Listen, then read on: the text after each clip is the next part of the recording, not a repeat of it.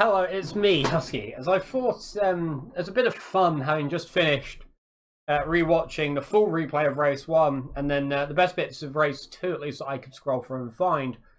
Wouldn't it be entertaining to just commentate over the race highlights from the Random Races Super TROFEO at Paul Ricard? So this is I'm basically going to try my best to commentate over what's happening, but it might be a bit difficult. So we'll quickly see. We'll just see how it goes.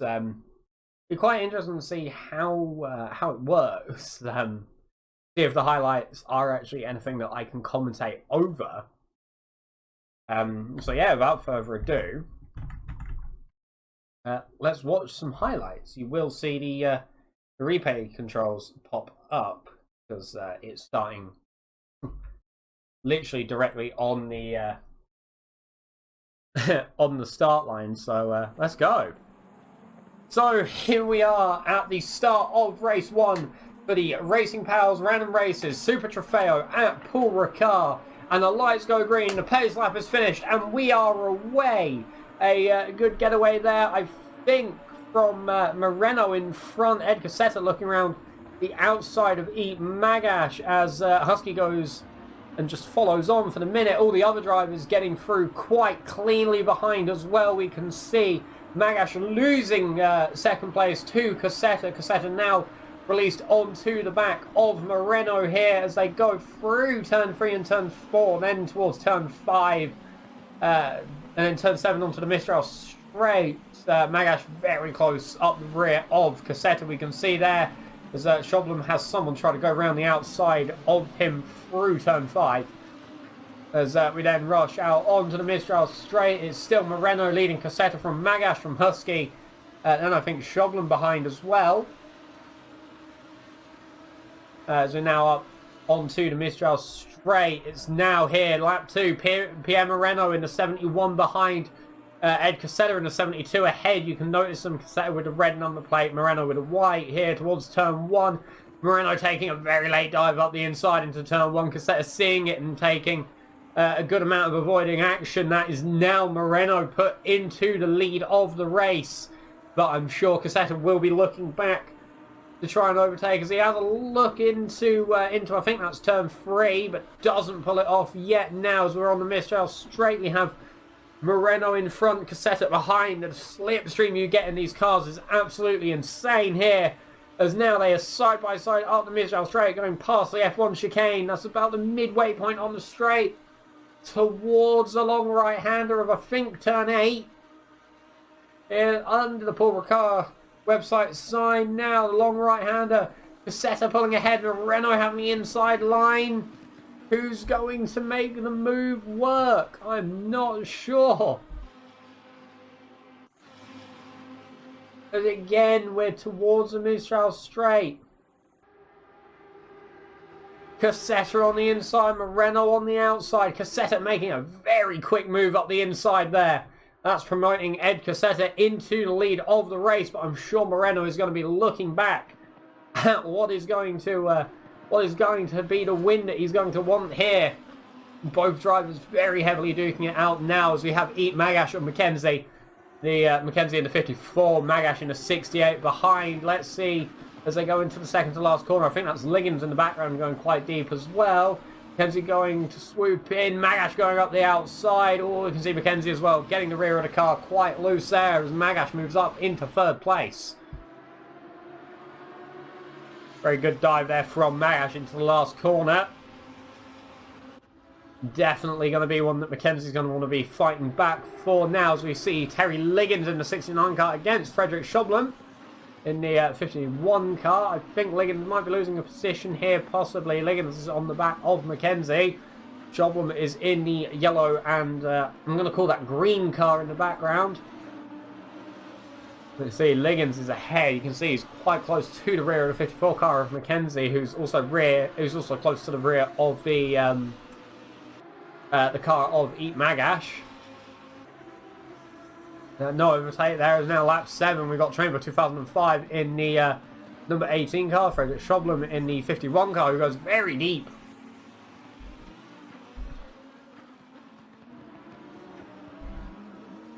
Rainbow 2005 making the move on Frederick Schoblum there. Very good move from him. Is Schoblum going to be looking back before the Mistral straight? No, he's not. He is still behind. I think that might be Trainboy 2005 promoted past Schoblum there. As now we're with Mackenzie on Magash. This is lap 7. See him quite close to the rear of Magash as they go through the fourth to last corner. Magash getting the rear out, almost going for a spin. Mackenzie seeing the opportunity and going up the inside there. That's Mackenzie promoted back into 4th place. As he comes through the final corner. We're almost at the end of our highlight reel. Here's towards the end of the line. Magash now under attack from Terry Liggins on lap 10. Goes very wide off of the Mistral straight. Staying ahead of Terry Liggins for now, but going quite deep into the long right-hander. I think Liggins goes deep as well, but not as deep. They come through again off the track for Magash. Comes through the third to last corner, taking another cut, which he's found. And that is the end of the highlight reel. So we'll move on to race 2. So then here we are at the start of race 2. The sun has come up. The driver can see, but it is still required to have the lights on as drivers make a run down. It's Milt leads Cassetta. Trainboy 2005 in the mix now as well, having been in the mid-pack.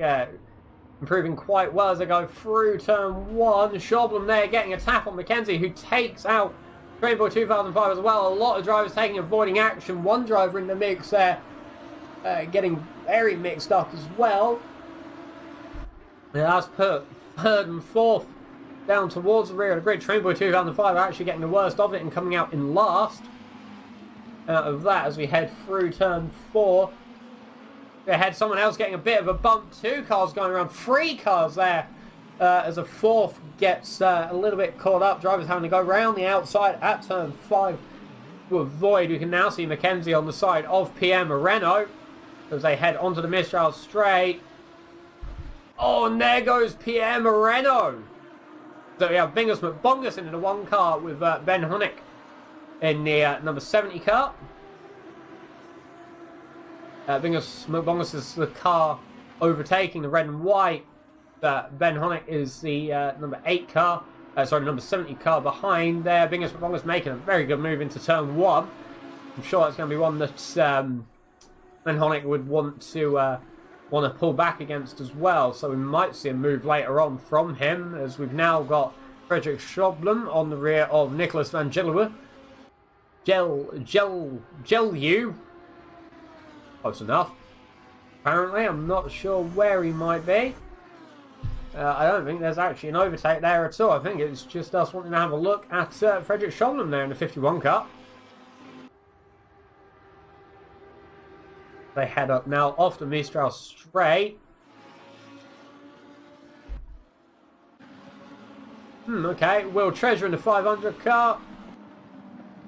Trainboy 2005 making a move up the inside of someone before he goes past Will Treasure. Trainboy 2005 getting a much better launch onto the start finish straight, getting past Will Treasure in the number 500 car quite quickly and quite easily as well. Very good move, very good placement there as we see someone else going up the inside. Deep cuts, I think that is, trying to go up the inside of Will Treasure into turn 1. Getting ahead as well. Treasure actually slowing down quite a bit now as we have Trainboy on the rear of Ben Honeck in the 70 car. I think, Honeck is in front at the current minute as they head through onto the Mistral straight. Trainboy 2005 getting a better launch, going round the outside, taking to the curb. Not getting a track limits infringement at all as he makes the move on Ben Honeck. What a move there from Trainboy 2005. Also see Honeck under attack from someone else behind as well. I can't quite get the idea of who that is now as we have Ed Cassetta on the rear of Terry Liggins. Cassetta in the 72 car, Liggins in the 69 car. Cassetta is behind, Liggins is in front as they head through the second to last corner. Liggins goes wide, Ed Cassetta takes it up the inside and then defends the apex beautifully around the last corner. Actually taking a bit too much curb there, I think, and gets the rear out. What a move there from Cassetta. He's now going to be under attack from Liggins though in the draft. So maybe Cassetta might be under attack into turn 1. We now have Cassetta on Liggins once more. This is a bit later into the race. On the rundown, I think, to turn 3. Yeah, it is the rundown to turn 3. Liggins trying to defend the inside. Cassetta staying behind for now. As they head through turn 4 and then turn 5. Cassetta taking a look up the inside. Oh, almost contact. Between the two there. Cassetta currently running, I think, in 3rd. Liggins running in 2nd, I believe. Now on the Mistral straight we have Cassetta against Liggins. Cassetta's going to have the draft, something that's very useful in these cars, very great to have. Goes up the inside now, the turn off of the Mistral straight. He's going to have the outside line. Is he going to keep it around the outside? Yes, he is. Cassetta moving up, but Liggins coming back again. He's going to have the inside now into turn 8. Oh, Liggins is on the inside. Is Cassetta going to be able to have a switch back? No, he stays around the outside. As we have Cassetta on Liggins once more now along the start from this straight. Liggins has been defending absolutely starkly from Cassetta here. As Cassetta now makes a move into turn 1, I think. Oh, and they get some contact side by side into turn 1. Cassetta getting out ahead though. That's Cassetta promoted into 2nd place for now. Liggins might actually come on the fight back as he has done each of the previous times Cassetta's made the move on him. As now we have Will Treasure against Brad Hoove on the move. Not sure where Hoove on the move is. Hoove on the move in the 67 car. There's Hoove on the move. He's gone for the move, almost for a spin. That's Will Treasure taking the most of the opportunity against Hoove on the move. Head across the start-finish line. That was, I think, for 9th place. Yeah, it was for 9th place. You can see there from the display. Now we have Trainboy 2005 on Nicholas D'Angelou. Here the battle for 7th as they head down the Mistral straight. Getting the draft. Trainboy 2005 switching to the outside. They might run side by side up towards turn 7. Yep, they're side by side. Trainboy 2005 actually ahead by a little bit. Is now towards turn 7. Trainboy 2005 swooping in, not collecting the front of Vangelis there. Getting the move done quite well, as now we have deep cuts on Brad Hoove. Hoove in the 67 car, deep cuts in the 73 car. They head through turn 4. You can also see Will Treasure there in the front as well. As deep cuts looks up the inside through turn 5 and gets ahead through turn 6. Very good move, very good car placement there. Hoove might be looking to come on the move up the inside of deep cuts, or maybe get into the draft down the Mistral straight. Because a few drivers go very deep onto the start of the Mistral straight. Deep cuts also getting ahead of Will Treasure by the looks of it. Because we're still with that battle, the battle for, I think now actually the battle for 8th place. 3 cars involved. Will Treasure in front in the white and red. Brad Hoove on the move up the inside of deep cuts, getting the move done beautifully, but his deep cuts are going to be able to fight back through turn 8. We'll have to see. Hoove getting the inside line. Hoove ahead. We'll also see some damage on the front of deep cuts car. I'm not sure if that might be suspension or if it's just bodywork there, as now they head through the 4th to last corner, 3rd to last corner now.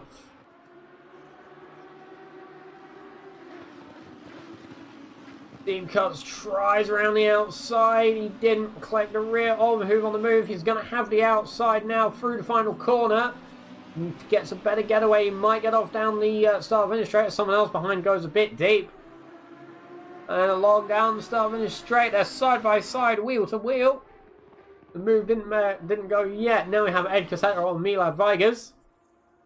Here, this is turn 8 they're in now. This is the battle for the lead. Vigas having held the lead for I think the entire race. Now going deep, and Ed Cassetta taking the move up the inside to take the top spot for himself as it currently stands. But is Vigas going to be able to fight back? Here as Cassetta pushes him out wide. No contact whatsoever, but making Vigas take the long way round.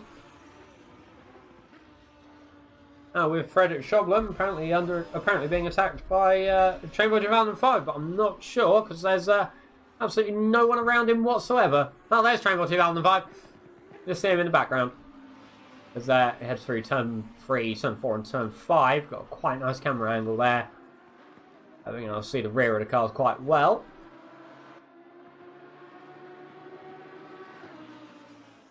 Now heads through turn 6, turn 7. I'm not sure why we're watching Frederick Chauvelin. He's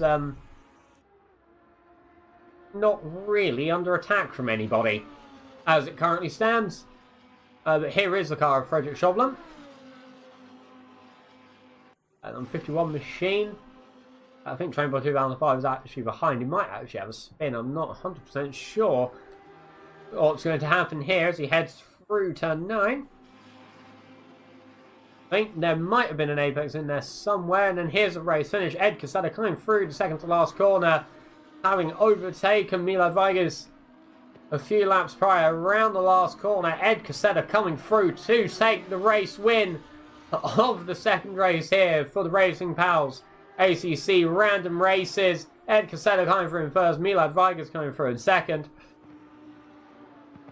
What a race that was. Plenty of overtakes, plenty of battles there.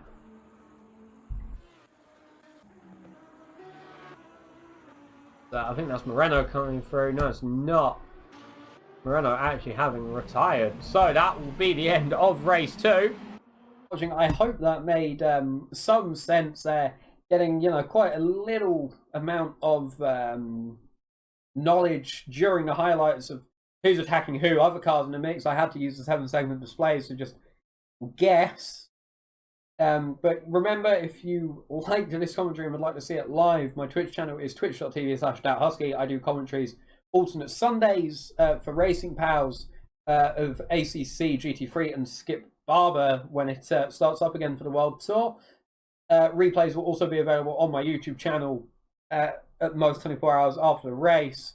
Remember to subscribe to the YouTube channel. Also, like this video and the other ones. Watch the previous race replays if you haven't already. Give me a comment as well on if the commentary over the highlight reel was actually interesting or good in any way, shape or form.